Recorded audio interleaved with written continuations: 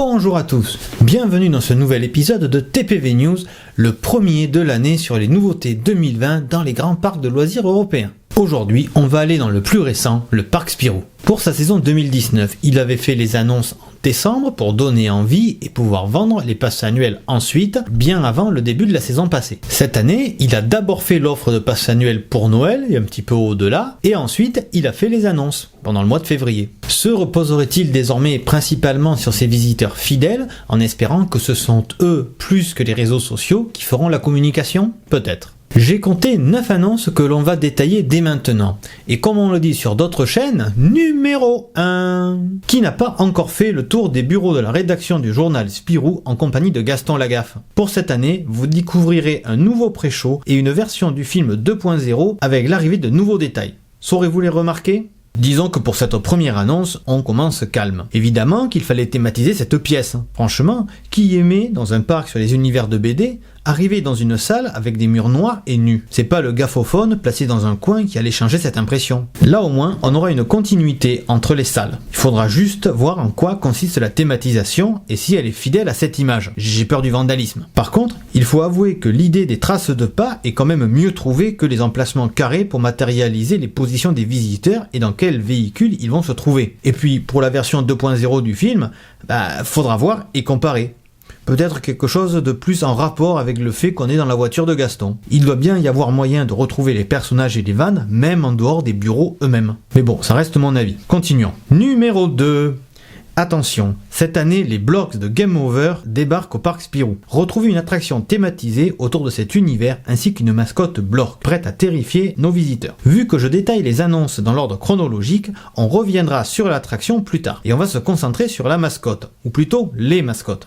Car quelques jours après, ils ont annoncé ça. Petit Poilu s'invite au parc cette année. Retrouvez Petit Poilu, la mascotte toute douce, pour faire des câlins. 2 nouvelles mascottes. Très bien. Une pour les tout petits, nous y reviendrons. Et l'autre définitivement pour les plus grands. Les BD Game Over sont classés 6+, mais je doute que beaucoup de parents les fassent lire à cet âge-là. Parfait. Mais pour moi, ces choix ne sont pas les bons. Même si je comprends qu'ils veulent lier les nouvelles attractions avec une mascotte correspondante, que leur idée est d'avoir peu de mascottes humaines mais plus des mascottes animales, disons-le comme ça, et que s'ils le font, c'est qu'ils ont d'autres raisons qui nous dépassent, je reste convaincu que Fantasio ou Gaston auraient eu du succès. Après, à titre personnel, vu que quand j'y suis allé, je ne l'ai pas vu, si déjà ils sortaient Spip un peu plus, ça serait bien aussi. Une dernière chose, attendons de voir le design qu'ils auront, parce que autant pour les attractions, on a des concept art plus ou moins réalistes, autant pour les mascottes, c'est un dessin. Bon allez, ils étoffent l'offre de mascotte, on va pas leur en vouloir. Numéro 3. Découvrez la nouvelle attraction Boule et Bill déboule. Embarquez-vous en famille à bord de cette attraction et profitez d'une douce envolée en compagnie des 2 meilleurs copains de la BD. Les petits ont leur grande roue. On se souvient que l'an passé, il y avait une attraction qui avait le même nom. Il s'agissait d'un Junior Spinning Coaster, une montagne russe avec des véhicules ronds et tournoyants, qui n'a malheureusement pas été opérationnel beaucoup de jours. Le parc dit d'une manière plus prosaïque qu'elle n'a pas satisfait en termes de fonctionnement, ils l'ont donc démonté pour mettre une grande roue à la place. C'est sûr que ça risque de mieux fonctionner. Enfin, j'espère. Au moins, ça donnera un autre point de vue en cas de panne et ce sera plus convivial et plus rassurant que les pieds dans le vide. Et puis, les jeunes ont davantage d'attractions pour eux, on va pas s'en plaindre. D'ailleurs, je reviendrai sur les limites de taille en fin de vidéo, restez encore un peu. Numéro 4. Explorer, sauter, se cacher, découvrir, bondir, surprendre. Notre nouvelle aire de jeu Petit Poilu attend vos enfants jusqu'à 6 ans. Je dois vous avouer que je ne connaissais pas ce personnage et qu'il m'a fallu me renseigner pour savoir d'où il sortait. Pour faire simple, il s'agit d'une série de BD qui raconte l'histoire d'un enfant, Petit Poilu, qui chaque matin, après son lever et son petit déjeuner, part pour l'école et n'y arrive jamais car il est toujours pris dans une aventure rocambolesque. Une fois celle-ci terminée, il rentre chez lui et retrouve ses parents. Cette aire de jeu donne donc l'occasion aux enfants, comme à notre héros, de vivre sa propre aventure, même si elle paraît quand même un peu vide comparée à l'aire de jeu Bibobu. Je pense qu'il faudra la voir en vrai, parce que là, pour le coup, le concept art semble très léger. La BD a fait l'objet d'une adaptation en série animée, je l'ai découvert aussi, toujours sans parole, à part quelques bruitages et onomatopées simulant un langage inconnu. Je ne me lancerai pas dans un débat pour savoir s'il est bon que des enfants en phase d'apprentissage du langage aient accès aux écrans, chacun ayant son opinion là-dessus. Par contre, je me pose la question, le connaissiez-vous ? Et si oui, sous quelle forme? À vos commentaires. Numéro 5. Venez affronter les dinosaures en compagnie de Super Groom, le nouveau justicier masqué qui débarque au parc. Retrouvez ce nouveau film dans l'attraction Super Groom et les dinosaures. Donc exit Mesozoic Island, mais pas tout à fait. Ils vont, à mon avis, garder les dinosaures à l'extérieur de l'attraction. Et puis pour le reste, eh ben j'en sais rien. Je veux dire, je ne sais pas en quoi consistera le film et quel sera le pitch, vu que visiblement on sera toujours dans un bus. Peut-être qu'on gardera l'idée de Safari qui tourne mal et que Super Groom nous sauvera. Peut-être. En tout cas, les lunettes 3D sont de retour, en espérant qu'elles fassent pas trop mal à la tête et qu'elles soient immersives comme il faut. Numéro 6. Qui est prêt pour un tour de carrousel en compagnie de Spirou, Bill, Spip ou encore le marsupilami? Spirou Parade attend petits et grands pour une aventure tournoyante. Après la grande roue, le carrousel. Que dire? Que ça fait une attraction de plus pour les plus jeunes, que c'est familial, qu'elle sera devant le moustique, oui, on peut le dire. Mais sinon, c'est un carrousel.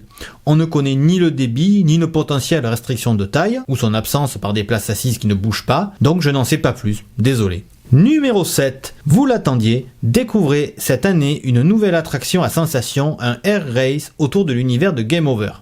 Qui sera capable d'embarquer à bord du Crash Block? Avez-vous remarqué la gradation des annonces? On a commencé par la rethématisation d'un pré-show, on a ensuite parlé mascotte et attractions familiales, aéro de jeu et manège, avec une petite incise pour Super Groom, et enfin on parle d'une attraction à sensation forte. Si vous vous posez la question, ce type d'attraction n'est pas trop présent en France et pas du tout dans le sud.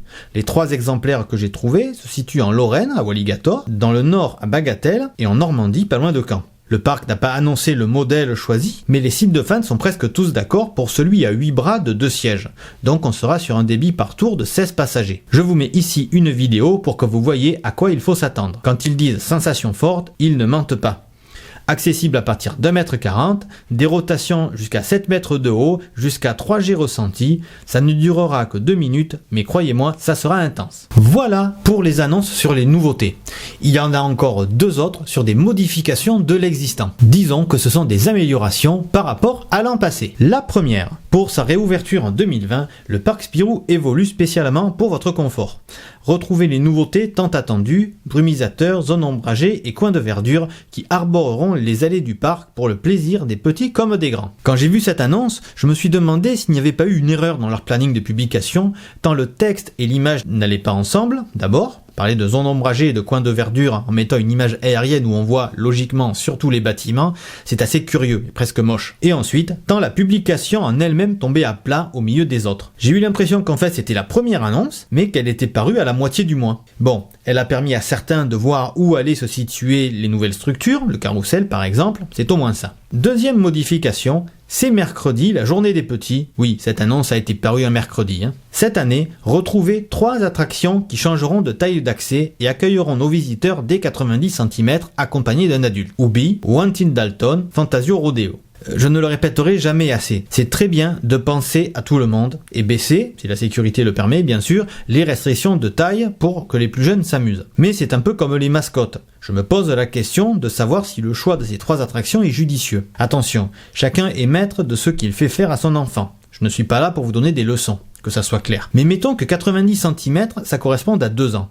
Pensez-vous raisonnable et fun, à cet âge, de faire une tour de rebond, un coaster qui pour des raisons évidentes comporte des sièges individuels, ou un manège tournoyant. Bref, des attractions où le parent n'a pas la main sur son enfant, et où, à mon avis, ni l'un ni l'autre ne va profiter du tour, là où en même temps, on a une attraction comme Marsupalombia, l'archétype du manège, et en plus ça mouille, qui n'est, elle, accessible qu'à partir de 95 cm, soit 3 ans. Comme je l'ai déjà dit plusieurs fois, je me fais mal à l'idée qu'un enfant de 2 ans préfère, dans le cas du parc Spirou, le coaster au flat ride. Mais ça doit être moi.